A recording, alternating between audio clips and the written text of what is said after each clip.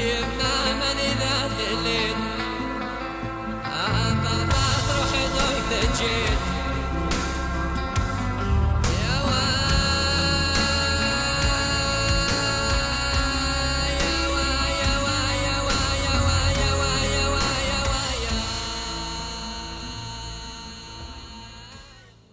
على مشارف الصحراء الكبرى، وتحديدا خلف جبال أوراس بشرق الجزائر، تقف آثار مدينة تيمغاد الشامخة منذ 2000 سنة كشاهد على أحد أجمل مواقع التراث العالمي، لتحكي قصة مدينة كانت ذات يوم مفترقا لطرق التجارة القديمة. السوق اللاتينية قرنس ماكيلوم إلى التجارة ميركور جورد سومان ميركرودي الإسبانية ميركاتو الفرنسي مارشي الانجلي ماركت، ديما يقيم نفس راسين نفس الكلمة.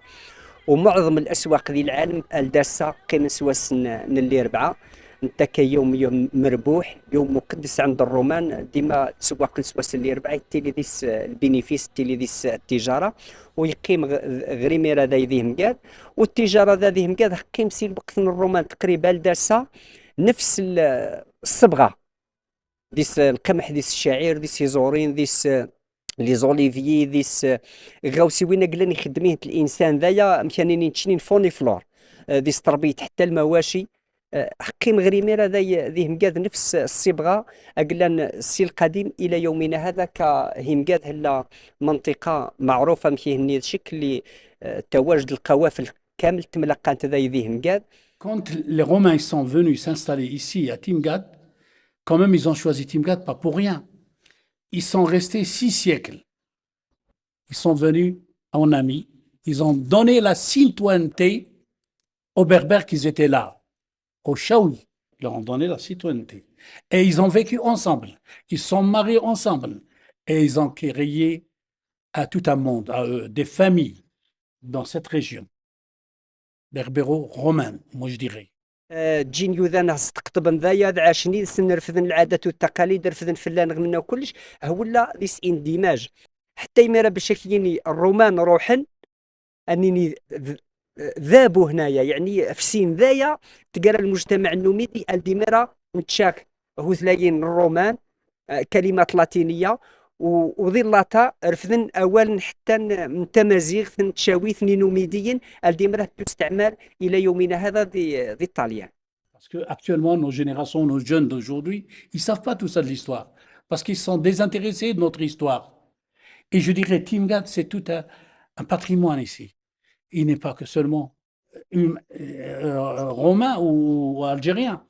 C'est un patrimoine mondial de l'UNESCO, d'accord? Mais on doit donner cette histoire, on doit expliquer aux jeunes, il faut plus d'informations à nos jeunes de connaître ce beau pays. منذ أزيد من نصف قرن يعيش الشعب الجزائري تجربة فريدة من نوعها في مهرجان تيمغاد الدولي، حيث ينطلقون في رحلة عبر الزمن لاستعادة تراثهم الغني والمتنوع. إذ يمثل هذا المهرجان أكثر من حدث ثقافي، بل هو أنغام تاريخية تتراقص على أنغام الحاضر، ونافذة مشرقة تفتح على مستقبل يتجدد بالإرث الذي يتركه الأجداد للأجيال القادمة.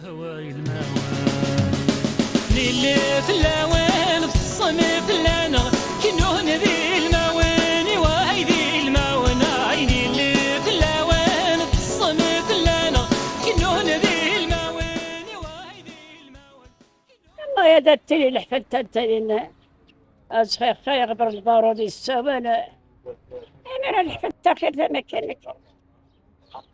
قلت أنا قيمت تياتر السيرك التياتر قلت برا يروح أصل الشارميز زيك تقني ذي التياتر بدل لا تقني بغير كل شيء كده واش من الزهو واش من الحالة